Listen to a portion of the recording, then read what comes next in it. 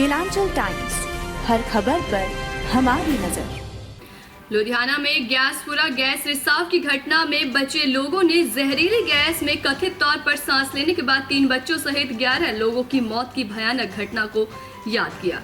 रविवार की सुबह गैसपुरा में फैक्ट्री में काम करने वाले मजदूर लड्डू तिवारी सबसे पहले मौके पर पहुंचे। उन्होंने कहा कि एम्बुलेंस का इंतजार करने के बजाय उन्होंने पीड़ितों को ऑटो रिक्शा में अस्पताल पहुंचाया।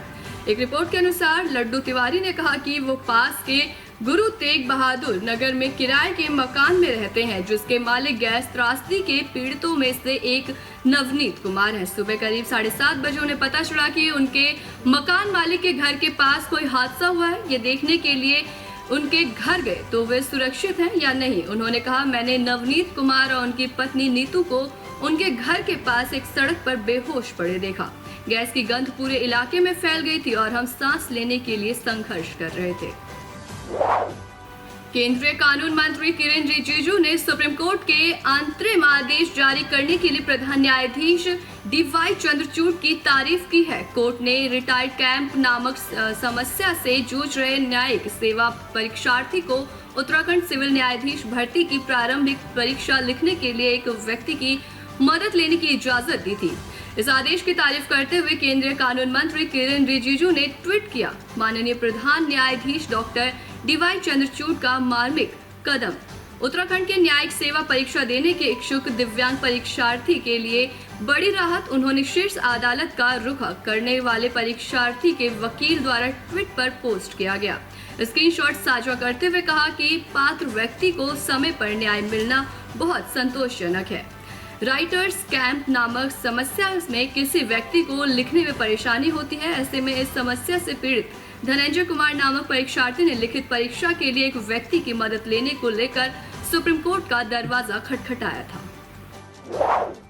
माफिया से राजनेता बने अतीक अहमद और उसके भाई खालिद अजीम की मौत के बाद पुलिस को संदेह है उसके गुर्गे कई 100 करोड़ रुपए के अवैध साम्राज्य पर कब्जा जमाने एक दूसरे से लड़ सकते हैं।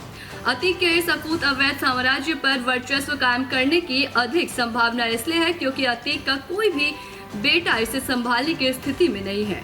गैंगवार की आशंका को देखते हुए पुलिस कार्रवाई को लेकर एक्टिव है। पुलिस हिरासत में हुए हमले में मारे गए अतीक अहमद के 5 बेटे थे, जिसमें से एक असद पुलिस के साथ मुठभेड़ में मारा गया था। 2 बड़े उमर और अली जेल में बंद हैं, जबकि छोटे 2 अभी सरकारी अस्पताल में हैं। इसलिए अतीक के कई गुर्गे अब उनके अवैध धंधों पर कब्जा करना चाह रहे हैं। देश भर में कमर्शियल एलपीजी के दाम में कटौती कर दी गई है। देश के 4 महानगरों में ये कटौती 171.50 रुपए की है। नई दरें आज यानी 1 मई से लागू हो गई है। तेल मार्केटिंग कंपनी इंडियन ऑयल की वेबसाइट पर नए दामों की सूची जारी कर दी गई है। दिल्ली में अब 19 किलोग्राम वाला गैस सिलेंडर 2028 रुपए की जगह 1856.50 रुपए में मिलेगा। कोलकाता में इसे 2132 की जगह 1960.50 रुपए की गई है। इसी के साथ कई अलग अलग जगहों पर इसमें गिरावट देखने को मिली है। घर में इस्तेमाल होने वाली रसोई गैस के दाम में कोई बदलाव नहीं किया गया है। पटना में अब कमर्शियल एलपीजी की कीमत 2122 रुपए है। कमर्शियल एलपीजी के दामों में अप्रैल में भी कटौती की गई थी। 1 अप्रैल को कमर्शियल एलपीजी 92 रुपए सस्ती हो गई थी। इससे पहले 1 मार्च को इसके दाम में 350 रुपए की बढ़ोतरी कर दी गई थी। कर्नाटक में आगामी विधानसभा चुनाव के लिए सत्ताधारी भारतीय जनता पार्टी ने सोमवार को अपना घोषणा पत्र जारी कर दिया। अपने चुनावी मैनिफेस्टो में बीजेपी ने राज्य में सामान्य नागरिक संहिता लागू करने से लेकर गरीबी परिवारों को मुफ्त दूध देने तक का वादा किया है। बीजेपी अध्यक्ष जेपी नड्डा, सीएम बसवराज बोम्मई और पूर्व सीएम बीएस येदियुरप्पा ने इस दौरान पार्टी का घोषणा पत्र जारी किया, जिसमें 7A यानी अन्न, अक्षर, आरोग्य, अभिवृद्धि, आदाय और अभाव को शामिल किया गया है। कहते हैं जिसको फ्रॉड करना होता है वो भगवान के नाम को भी नहीं बख्शते हैं। ताजा मामला 4 धाम की यात्रा शुरू होने के बाद सामने आया है। दरअसल केदारनाथ और बद्रीनाथ मंदिर में कई स्थानों पर दान के लिए QR कोड में बोर्ड लगाए गए हैं। श्रद्धालुओं को कैश की बजाय डिजिटल डोनेशन करने में कोई समस्या नहीं है। इसके लिए QR कोड के बोर्ड लगाए गए हैं, लेकिन इस तरह लगाए गए किसी भी QR बोर्ड से केदारनाथ और बद्रीनाथ मंदिर समिति ने साफ इनकार किया है और इस संबंध में पुलिस को तहरीर भी दी गई है। समिति का कहना है कि मंदिरों में दान के लिए QR कोड के बोर्ड BKTC की ओर से नहीं लगाए गए थे। तलाक को लेकर सुप्रीम कोर्ट का एक बड़ा फैसला सामने आया। सुप्रीम कोर्ट की संविधान पीठ ने कहा कि जहां रिश्तों में सुधार की गुंजाइश न बची हो, ऐसे मामलों में तलाक को मंजूरी दे सकता है।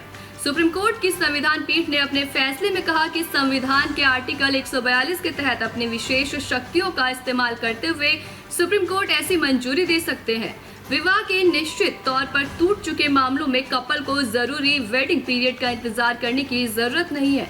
मौजूदा विवाह कानूनों के मुताबिक पति पत्नी की सहमति के बावजूद पहले फैमिली कोर्ट्स एक समय सीमा तक दोनों पक्षों को पुनर्विचार करने का समय देते हैं। Justice Sanjay Kishan Kaul, justice Sanjeev Khanna, ASO का विक्रमनाथ और JK माहेश्वरी की संविधान पीठ ने कहा कि हमने ऐसे कारक भी निर्धारित किए हैं जो ये तय कर सकते हैं कि विवाह कब पूरी तरह से टूट चुका है।